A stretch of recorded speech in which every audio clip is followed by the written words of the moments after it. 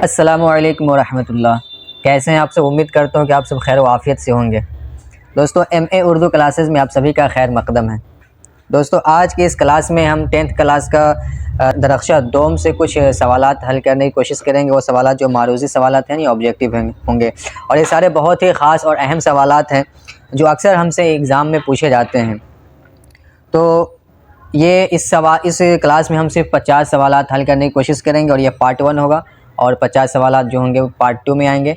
तो पूरी वीडियो के साथ बने रहिए और वो जो भी जवाबात बताए जाएँ उसको नोट कीजिए, उसको याद कीजिए, और जहाँ तक हो सके जितने भी लोग बच्चे पढ़ने वाले हैं उन तक शेयर भी कीजिए इस वीडियो को, और चैनल को सब्सक्राइब कर लीजिए ताकि जैसे ही दूसरी वीडियो अपलोड हो वो आप तक पहुँच जाए। तो चलिए क्लास को बग़ैर ताख़ीर के स्टार्ट करते हैं।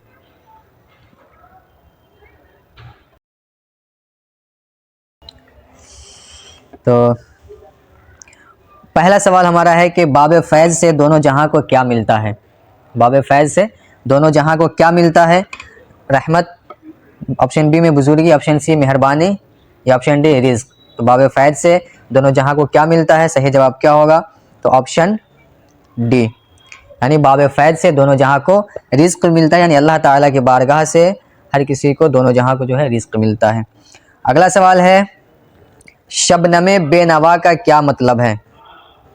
शबनमे बेनवा का क्या मतलब है? ऑप्शन ए शबनम की आवाज़, ऑप्शन बी शबनम की ख्वाहिश, ऑप्शन सी शबनम की खामोशी, और ऑप्शन डी शबनम की तरक्की। तो इसका सही जवाब क्या होगा?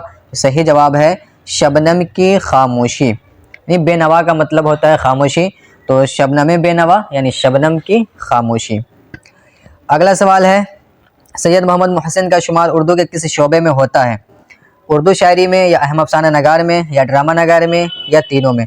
तो इसका सही जवाब है अहम अफसाना नगार, यानी मोहम्मद मोहसिन का शुमार उर्दू के अहम अफसाना नगार में होता है। जो भी सवालात का जवाबात बताए जाएं उसको आप साथ में याद करते चलिए या नोट करते चलिए, ताकि अब बाद में इससे फ़ायदा हासिल कर सके या फिर भूल ना पाए। अगला सवाल हमारा है, शबनम कमाली का ताल्लुक़ किस रियासत से है? यानी पूछ रहा है कि शबनम कमाली किस स्टेट के रहने वाले हैं? तो शबनम कमाली बिहार के रहने वाले हैं।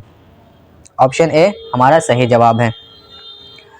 नेक्स्ट क्वेश्चन है, रुकैया भाभी की बेटी का क्या नाम था? रुकैया भाभी की बेटी का क्या नाम था? शिम्मी, या जमीला, या जुबैदा, या फिर रिहाना? इसका सही जवाब है रिहाना, यानी रुकैया भाभी की बेटी का नाम रिहाना था। और ये शिम्मी जो थी ये उनके कॉलेज की एक सबसे गरीब लड़की थी, जिसकी पढ़ाई की ज़िम्मेदारी रुकैया भाभी ही के सर पे थी, और यही उनके पूरा खर्चा वगैरह उठाया करती थी। अगला सवाल है, उर्दू के तमाम शायरों ने किस सिन्फ में तबा आजमाई की है? यानी उर्दू के जितने भी शायर हैं वो उर्दू शायरी के किस सिन्फ में, किस किस्म में हिस्सा लिया है और ख़ास तौर पर शायरी की है? ऑप्शन ए में कसीदा, ऑप्शन बी गज़ल, ऑप्शन सी हम्द, या ऑप्शन डी मरसिया? तो इसका सही जवाब होगा हम्द, यानी उर्दू के जितने भी शायर हैं सब शायरों ने हम्द ज़रूर लिखा है। और कसीदा, यहाँ पे जो कसीदा कहते हैं उस नज़्म को जिस नज़्म में बादशाह वगैरह की तारीफ़ात हो, बादशाह के ताल्लुक़ से तारीफ़ कही गई हो। और गज़ल उस नज़्म को कहते हैं जिस नज़्म में ये कोई महबूब अपने महबूबा के ताल्लुक़ से अशार पढ़ते हों, उसकी तारीफ़ करता हो, और हम्द अल्लाह ताला की तारीफ़ को कहा जाता है।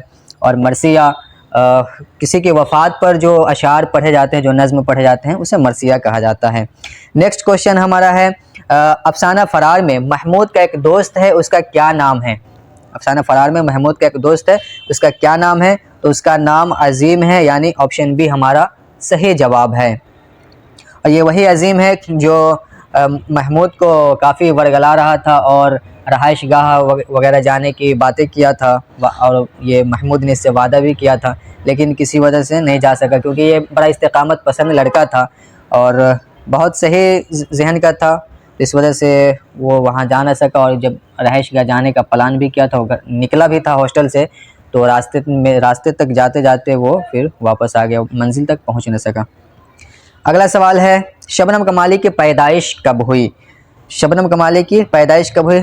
देखिए, राइटर के ताल्लुक़ से जो भी बात होती है ना एग्ज़ाम में, अक्सर राइटर के ताल्लुक़ से जो मुसन्निफ़ीन होते हैं उसके बारे में अक्सर पूछा जाता है कि वो कहाँ पैदा हुए, और कब पैदा हुए, और उनके ताल्लुक से जो भी ख़ास बातें होती है ना, उसको ख़ास तौर से एग्ज़ाम में ज़रूर पूछा जाता है। तो ये मुसन्निफ़िन के ताल्लुक से जो भी बात हो उसको ख़ास तौर पर याद कर लिया कीजिएगा। तो शबनम कमाली की पैदाइश कहाँ हुई थी? शबनम कमाली की पैदाइश कब हुई थी? तो शबनम कमाली की पैदाइश 22 जुलाई 1938 ईस्वी को हुई थी। तो हमारा सही जवाब होगा ऑप्शन ए। अगला सवाल है, जब रुकैया भाभी याद आती है तो अख्तर का सर क्यों झुक जाता है? रुकैया भाभी की याद आने से अख्तर का सर क्यों झुक जाता था? तो ऑप्शन ए गुस्सा से, ऑप्शन बी नाराज़गी से, ऑप्शन सी जज्बा एहतराम से, या ऑप्शन डी इनमें से कोई नहीं। तो इसका सही जवाब होगा ऑप्शन सी, यानी जज्बा एहतराम से सर झुक जाता था अख्तर का। अख्तर कौन था? रुकैया भाभी का देवर। आपने पढ़ा होगा कहानी। तो जज्बा एहतराम से क्यों सर झुक जाता था? क्योंकि रुकैया भाभी की ज़ात ही एक ऐसी ज़ात थी जिसका क्या कहना, यानी यूँ कहे कि रुकैया भाभी की ज़ात एक उस मोमबत्ती की तरह है जो खुद तो जल जाती है, खुद जल करके दूसरों को रोशनी देना उसे पसंद है। तो जिस तरीके से मोमबत्ती खुद जलती रहती है और दूसरों को रोशनी देती रहती है, सेम इसी तरीके से रुकैया भाभी की चाहे जितनी भी परेशानी थी उसके साथ में, वो अपनी तमाम परेशानियों को पीछे रखती और फिर दूसरों को हेल्प करती थी, दूसरों को मदद किया करती थी। तो इस वजह से इनकी जो ज़ात है सरापा रोशनी की तरह मालूम होती है। और अगला सवाल हमारा है कि उर्दू में मुख्तसर अफसाना का आगाज़ कब हुआ? उर्दू में मुख्तसर अफसाना का आगाज़ कब हुआ? ऑप्शन ए 10वीं सदी की इब्तिदा में, ऑप्शन बी 20वीं सदी की इब्तिदा में, और ऑप्शन सी 8वीं सदी में, या फिर ऑप्शन डी इनमें से कोई नहीं। तो इसका सही जवाब होगा ऑप्शन बी, यानी 20वीं सदी की इब्तिदा में उर्दू में मुख्तसर अफसाना का आगाज़ हुआ था। अगला सवाल है, सुहेल अज़ीमाबादी का असली नाम क्या है? ये भी एक मुसन्निफ़ हैं, राइटर ही हैं। आपके ये जो भाभी जान की कहानी है आपकी किताब में अफसाना आया है, उसी के राइटर है सुहेल अज़ीमाबादी। तो सुहेल अज़ीमाबादी का असली नाम क्या है? तो सुहेल अज़ीमाबादी का असली नाम है सैयद मुजीबुर रहमान। सही जवाब हुआ हमारा सैयद मुजीबुर रहमान।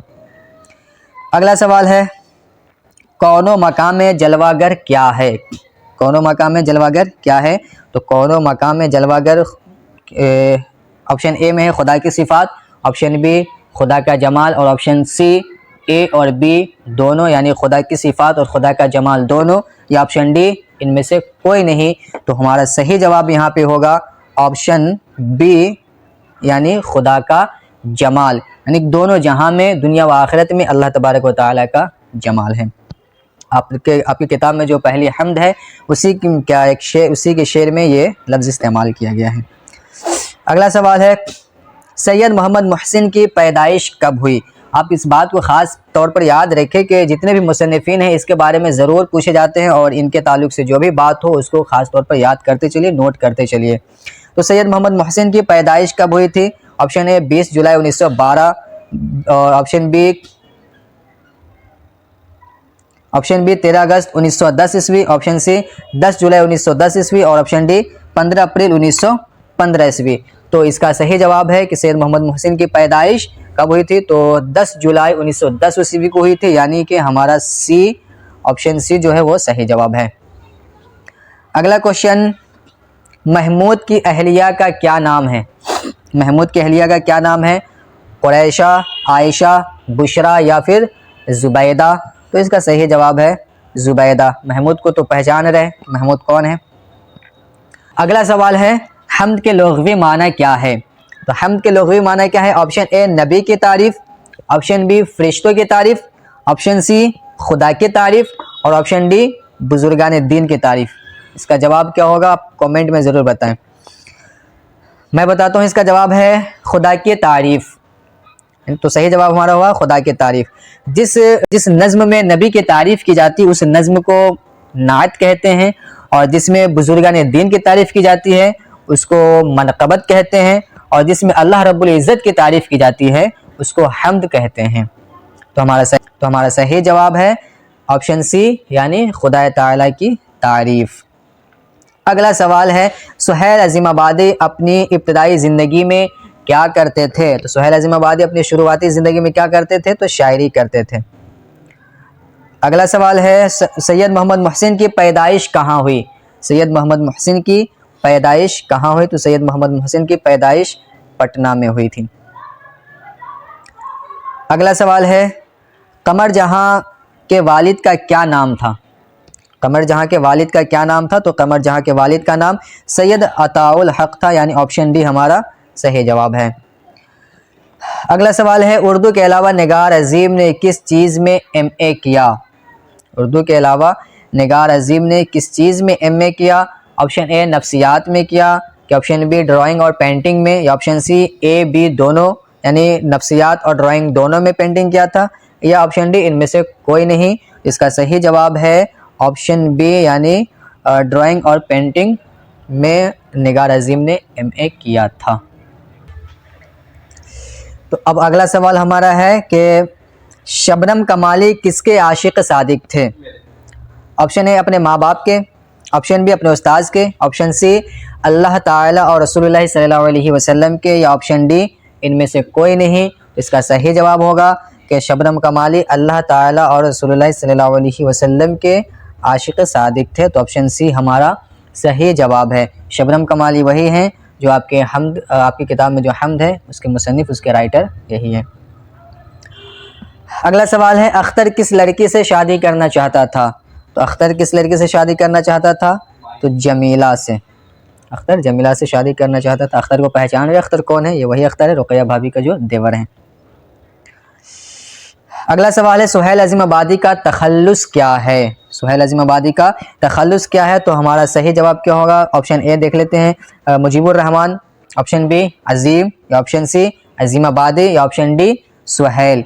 क्या तखल्लुस होगा? आप कमेंट में ज़रूर बताएं। तो इसका सही जवाब होगा ऑप्शन डी यानी सुहेल। तखल्लुस कहते हैं उस नाम को जो शायर अपने मक्ता के शेर में अपना छोटा सा नाम जो इस्तेमाल करते हैं, या जो नाम इस्तेमाल करता है शायर अपने मक्ता के शेर में, उसको तखल्लुस कहा जाता है। सुहेल अजीम आबादी अपना तखल्लुस सुहेल किया करते थे। तो अगला सवाल है, रुकैया भाभी की ज़ात कैसी मालूम होती है? तो ऑप्शन ए अंधेरी रात, ऑप्शन बी सरापा रोशनी, ऑप्शन सी सूरज की तरह, या ऑप्शन डी चांद की तरह। तो इसका सही जवाब क्या होगा? इसका सही जवाब होगा ऑप्शन बी यानी सरापा रोशनी की तरह। रुकैया भाभी की ज़ात सरापा रोशनी की तरह मालूम होती है। आपने कहानी पढ़ा होगा, कहानी में ये रुकैया भाभी की कहानी जो आपने पढ़ा होगा काफ़ी दिलचस्प और काफ़ी मोटिवेशनल कहानी है। इसमें बहुत सबक आमोज़ ये कहानी है जिससे हमें बहुत कुछ सीखने को मिलती है। मैं अपनी बात करूँ तो इस कहानी को पढ़ने के बाद मुझे जो सबक मिला या मैंने जो देखा, मैं जो समझा वो ये कि हालात हमारे चाहे जैसे भी हों, हमें उन हालात का सामना करना चाहिए और पीछे नहीं मुड़ना चाहिए, आगे बढ़ते रहना चाहिए। तो रुकैया भाभी के साथ इतनी परेशानियां थी जिसका क्या कहना। बहुत सारी परेशानियों के बावजूद हर उस परेशानी का वो सामना करते थे। अपने इनके साथ जो भी हालात आते थे उन तमाम हालात का जो है वो सामना करती थी और आगे बढ़ती रहती थी। पीछे पछतावा या किसी चीज़ के बारे में लेकर के बैठ जाना, फिक्र करना, सोचना, वो सब कुछ नहीं था। बस ये आगे बढ़ती रहती थी, हालात का ये सामना करती थी। तो और क्या था कि बहुत मुखलिस और हमदर्द थी, है ना। किसी अपने साथ चाहे जो भी मामला हो, अपने हालात चाहे जैसे भी हो, लेकिन दूसरों को मदद करना, दूसरों को हेल्प करना, दूसरों को हाथ बटाना इन्हें बहुत पसंद था और इस तरीके से ये अपनी ज़िंदगी को गुजार रही थी। चलिए अगला सवाल देखते हैं। अगला सवाल है, सैयद मोहम्मद मोहसिन के वालिद का नाम क्या था? तो सैयद मोहम्मद मोहसिन के वालिद का नाम मोहम्मद रशीद है। ऑप्शन ए हमारा सही जवाब है। अगला सवाल है, ज़ख़म के फूल किस शायर का शेरी मजमुआ है? तो ज़ख़म के फूल जो है डॉक्टर मोहम्मद मोहसिन का शेरी मजमुआ है। अगला सवाल है, जब महमूद की माँ करख्त आवाज़ में महमूद को पुकारी तो उस वक्त महमूद क्या कर रहा था? तो उस वक्त महमूद क्या कर रहा था? हिसाब बना रहा था कि खेल रहा था? ऑप्शन सी में है कि सो रहा था, ऑप्शन डी में है इनमें से कोई नहीं। इसका सही जवाब होगा कि जिस वक्त महमूद की माँ उसे बुला रही थी तो उस वक्त महमूद हिसाब बना रहा था। ऑप्शन ए हमारा सही जवाब है। अगला सवाल है, कमर जहाँ का ताल्लुक़ सूबा बिहार के किस ज़िला से है? यानी कमर जहाँ बिहार के किस ज़िला की रहने वाली है? तो इसका सही जवाब है ऑप्शन बी समस्तीपुर। समस्तीपुर की रहने वाली थी कमर जहाँ। अगला सवाल है हमारा कि अजनबी लफ्ज़ का माना क्या है? बड़ा मशहूर लफ्ज़ है अजनबी। ऑप्शन ए में है अपना, बी दोस्त, सी दुश्मन, डी बेगाना। इसका सही जवाब होगा बेगाना।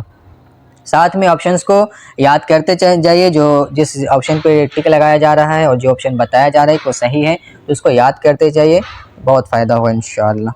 और ये सारे सवालात बहुत ख़ास और अहम हैं जो अक्सर घुमा फिरा कर पूछे जाते हैं, और ये 5 चैप्टर से है हम्द से लेकर के आशियाना तक। और उसमें जो ख़ास बात है, जो ख़ास ऐसी बात है जिससे सवाल बन सकते थे, है ना, सवालात बन सकते थे, उन्हीं को यहाँ पर मैंने जमा करने की कोशिश की है। तो ये सारे के सारे बहुत ख़ास हैं, इसको याद करते चलिएगा, भूलिएगा नहीं। अगला सवाल है, निगार अज़ीम का असली नाम क्या है? Option A Zahra Nagar, option B Safina Nagar, option C Malika Nagar या ऑप्शन डी ज़र नगार। तो इसका सही जवाब है मलिका महर नगार, यानी निगार अज़ीम का असल नाम मलिका महर नगार है। अगला सवाल है, सिराज की बीवी का क्या नाम था? सिराज की बीवी का क्या नाम था? फरजाना या इरफाना या नजराना या फरहाना? तो इसका सही जवाब है इरफाना। सिराज को तो पहचान रहे, सिराज और इरफान को।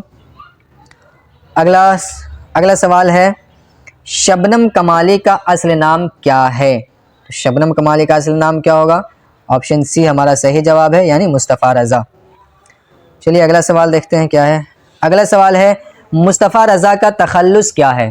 यानी शबनम कमाली का ही तखल्लुस क्या है? शबनम कमाली का असली नाम मुस्तफ़ा रज़ा, तो मुस्तफ़ा रज़ा का तखल्लुस क्या है? ऑप्शन ए में कमाली, ऑप्शन बी शबनम और option C Ahmad, option D इनमें से कोई नहीं। तो इसका सही जवाब होगा शबनम, यानी मुस्तफ़ा रज़ा का शबनम तखल्लुस है। तखल्लुस के बारे में भी बता चुके हैं कि तखल्लुस किसे कहते हैं, तखल्लुस क्या होता है। अगला सवाल है, कोई लाख बरस भी खुदा की हम्दो सना करे तो उसका हक़ अदा हो सकता है क्या? क्या कोई लाख बरस भी या पूरी ज़िंदगी हम्दो सना बयान करे अल्लाह ताला की, तो क्या अल्लाह ताला का जो हक़ है अदा हो सकता है उससे? ऑप्शन में क्या है? मुमकिन है, ऑप्शन बी शायद, ऑप्शन सी मुहाल और ऑप्शन डी हाँ। तो इसका सही जवाब होगा सही जवाब इसका है ऑप्शन सी, यानी कि मुहाल है। सवाल हमारा है कि सुहेल अज़ीमाबादी की पैदाइश कब हुई? तो इसका सही जवाब होगा ऑप्शन डी, यानी सुहेल अज़ीमाबादी की पैदाइश जो हुई थी वो 1911 ईस्वी में हुई थी। अगला सवाल है, उर्दू का पहला मुख्तसर अफसाना किसको तस्लीम किया गया है? यानी उर्दू का पहला मुख्तसर अफसाना किसको मान लिया गया है? कौन पहला मुख्तसर अफसाना है? ऑप्शन ए नसीर और खदीजा, ऑप्शन बी महारानी का तोहफ़ा, ऑप्शन सी कफन या ऑप्शन डी आँख मझोली। सही जवाब क्या होगा आप कमेंट में बताएं। तो इसका सही जवाब होगा ऑप्शन ए, यानी नसीर और खदीजा। मैं थोड़ा सा वक्त आपको दूंगा, उसमें ना आप जो भी ऑप्शन सही ऑप्शन होगा उसको आप अपने माइंड में याद कीजिएगा या फिर उसको आप कमेंट में लिखने की कोशिश कीजिए, ताकि आपको खुद ये पता चले कि आपकी तैयारी कितनी है अभी और कितनी तैयारी करने की ज़रूरत है। तो मैं थोड़ा सा वक्त दूंगा ऑप्शन बताने में अब इंशाल्लाह। अगला सवाल हमारा है, रुकैया भाभी रोज़ दूध अस्पताल किसके लिए लेकर के जाती थी? रुकैया भाभी रोज़ दूध लेकर हॉस्पिटल किसके लिए जाती थी? तो ऑप्शन ए है शमी के भाई के लिए, या ऑप्शन बी दोस्त की बेटी के लिए, ऑप्शन सी मुलाजिम की बेटी के लिए, या ऑप्शन डी इनमें से कोई नहीं। क्या होगा सही जवाब? तो इसका सही जवाब है ऑप्शन सी, यानी मुलाजिम की बेटी के लिए। ये मुलाजिम की बेटी के लिए इसलिए लेकर जाती थी कि मुलाजिम की बेटी की पैदाइश से 2 माह पहले उसके, है ना, मुलाजिम जो उसके मुलाजिम थे उसके शौहर का इंतकाल हो गया था और उसका फिर देखभाल करने वाला कोई नहीं था, तो उसकी भी मदद जो है वो रुकैया भाभी ही करती थी। जैसे कि ऊपर मैंने बताया कि सरापा रोशनी ज़ात मालूम होती है, तो इसी वजह से कि खुद इतने परेशान थे कि खुद का ठिकाना नहीं, फिर भी ये हमेशा दूसरों को मदद करना इन्हें बहुत पसंद था और हमेशा दूसरों को मदद किया करती थी। और शम्मी जो आप बार बार नाम देख रहे हैं, शम्मी की जो नाम आ रहा है, ये नाम भी, ये लड़की इनके कॉलेज की एक बहुत गरीब लड़की थी। इनकी भी जिम्मेदारी रुकैया भाभी के सर थी। इनका पूरे खर्चे जो भी पढ़ाई के थे वो रुकैया भाभी ही उठाती थी। और यहाँ तक कि जब इनके भाई का ये फ़ीस जमा करने की बारी आई तो वो भी फ़ीस जमा रुकैया भाभी ने ही की थी, वो और उस किस पैसे से की थी, तो वो अपनी बेटी के लिए, रेहाना के लिए जो उन्होंने हाथ की चूड़ी ख़रीदी थी, तो उस चूड़ी को बेच करके और ये शिम्मी के भाई के लिए फ़ीस का इंतज़ाम किया था। तो बहुत हमदर्द, बहुत मुखलिस और जो भी तारीफ़ की जाए रुक़ैया भाभी के ताल्लुक़ से मेरे ख़्याल से कम है, क्योंकि बहुत निराली ज़ात इनकी है कि अपने हालात चाहे जैसे भी हो, हम चाहे जैसे भी हों, लेकिन दूसरों को ये मुसीबत में परेशानी में देखना इन्हें बिल्कुल भी गवारा नहीं था। चलिए अगला सवाल हमारा है, आपके निसाब में सैयद मोहम्मद मोहसिन का कौन सा अफसाना शामिल है? कौन सा अफसाना शामिल है सैयद मोहम्मद मोहसिन का? तो फ़रार। ऑप्शन बी हमारा सही जवाब होगा। ऑप्शन बी है हमारे आपके निसाब में जो सैयद मोहम्मद मोहसिन का अफसाना है वो है फ़रार। अगला सवाल है, महमूद की माँ ने महमूद से गरजते हुए आवाज़ में किसको बुलाने को कहा? जब महमूद की माँ गुस्से में थी तो तेज़ आवाज़ में महमूद से किसे बुलाने को कहा था? तो इसका सही जवाब होगा महमूद के बाप को। महमूद के बाप को बुलाने को कहा था। अगला सवाल है, कमर जहाँ की पैदाइश कब हुई? कमर जहाँ की पैदाइश कब हुई थी? इसका सही जवाब होगा ऑप्शन बी यानी 1952 ईस्वी में। अगला सवाल है, नहीफ लफ्ज़ का मायना क्या है? देखिए लफ्ज़ व मायने भी बहुत ख़ास होते हैं, इसका भी याद होना बहुत ज़रूरी है। तो लफ्ज़ व मायने जो भी किताब में है आप उसको याद ज़रूर कर लीजिए। और यहाँ पे जो लफ्ज़ है नहीफ, नहीफ लफ्ज़ का क्या माना है? तो नहीफ लफ्ज़ का माना है कमज़ोर, यानी ऑप्शन सी जो है हमारा सही जवाब है। नहीफ लफ्ज़ का माना कमज़ोर होता है। अगला सवाल है कि निगार अज़ीम ने किस मज़मून का तनक़ीदी जायज़ा, किसके मज़मून का तनक़ीदी जायज़ा पेश करके जामिया मिल्लिया से PhD की डिग्री हासिल की? निगार अज़ीम ने किसके मज़मून का तनक़ीदी जायज़ा लेकर के जामिया मिल्लिया से PhD की डिग्री हासिल की थी? तो इसका सही जवाब क्या होगा? इसका सही जवाब होगा ऑप्शन डी यानी सादत हसन मिंटू, ये सही जवाब है। अगला सवाल, अफसाना आशियाना में मरकज़ी किरदार किसका है? अफसाना आशियाना में मरकज़ी किरदार किसका है? तो आपने कहानी पढ़ा होगा, उसमें एक सिराज है, सिराज की बीवी इरफाना और फिर बरकत अली हैं। तो इसका सही जवाब है, जो बरकत अली उनके वालिद हैं सिराज के, तो इसका सही जवाब होगा ऑप्शन ए यानी बरकत अली। अगला सवाल है, कमर जहाँ के ख़ानदान के अफराद किस चीज़ से दिलचस्पी रखते थे? यानी कमर जहाँ के ख़ानदान के जो भी लोग थे उनको किस चीज़ से दिलचस्पी थी? तो इसका सही जवाब होगा ऑप्शन सी इल्म व अदब। इल्म व अदब से इनके ख़ानदान के अफराद को दिलचस्पी थी। अगला सवाल है, महमूद की माँ अपने शौहर को किससे मिलने से मना करती थी? महमूद की माँ अपने शौहर को किससे मुलाकात करने से मना करती थी? किससे मना करती थी कि वो फला आदमी से नहीं मिलना है? तो इसका सही जवाब होगा ऑप्शन बी यानी कि वकील से मिलने से मना करती थी। तो अगला सवाल है कि सैयद मोहम्मद मोहसिन अपनी मुलाजिमत से कब सुबुकदोश हुए? यानी सैयद मोहम्मद मोहसिन का रिटायरमेंट कब हुआ था? तो इसका सही जवाब क्या होगा? Option A 1978, option B 1984, option C 1971 या फिर ऑप्शन डी 1974।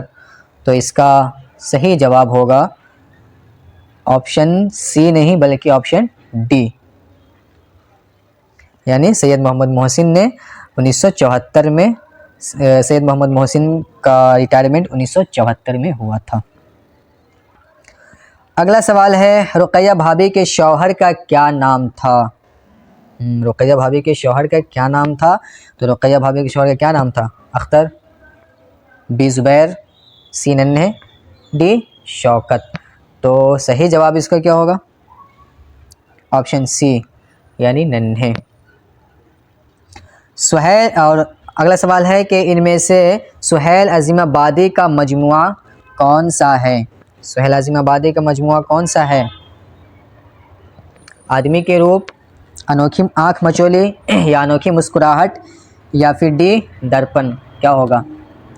तो इसका सही जवाब होगा ऑप्शन ए आदमी के रूप।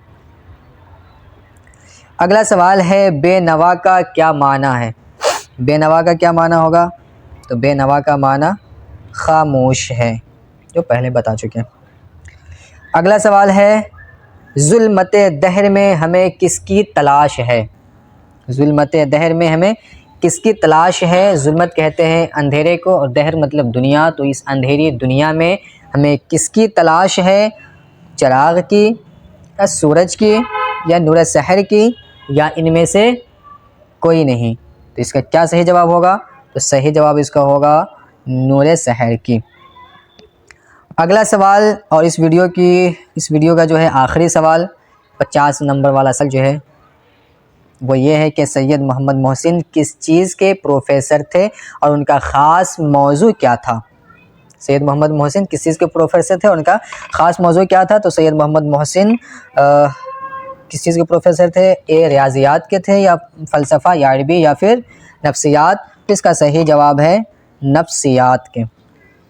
ये हमारे 50 सवालात कंप्लीट हो गए जो पार्ट 1 के हुए, और इसके आगे के जो सवालात बच गए हैं वो पार्ट 2 में आपको देखने को मिलेंगे। तो यहाँ तक वीडियो आपको कैसी लगी, बातें समझ में आई कि नहीं आई, तो आपको ये कमेंट में हमें ज़रूर बताएं। और फिर इसके अलावा आपकी अभी तक कौन सी तैयारी बाकी है, कैसी तैयारी हुई, कैसी तैयारी नहीं हुई, वो भी आप कमेंट में ज़रूर बता सकते हैं। और इसके बाद पार्ट 2 के बाद आपको कैसी वीडियो चाहिए, किस चीज़ पे चाहिए, किस चीज़ की तैयारी करनी बाकी है, तो आप कमेंट में ज़रूर बता सकते हैं। साथ में इस वीडियो को लाइक करें। और भी जो लोग उर्दू पढ़ने वाले हैं, जिन्हें उर्दू की अभी बोर्ड का एग्ज़ाम है, उन्हें तैयारी करनी है, तो उन तक वीडियो को शेयर करें और चैनल को सब्सक्राइब करें और नोटिफिकेशन को ज़रूर ऑन कर लीजिएगा, ताकि जैसे ही क्लास अपलोड हो तो उसका नोटिफिकेशन आप तक पहुँचे और उससे आप फ़ायदा हासिल कर सकें। चलिए मिलते हैं अब नेक्स्ट पार्ट में। जब तक के लिए आप खुश रहिए, आबाद रहिए, सलामत रहिए और अल्लाह हाफ़िज़।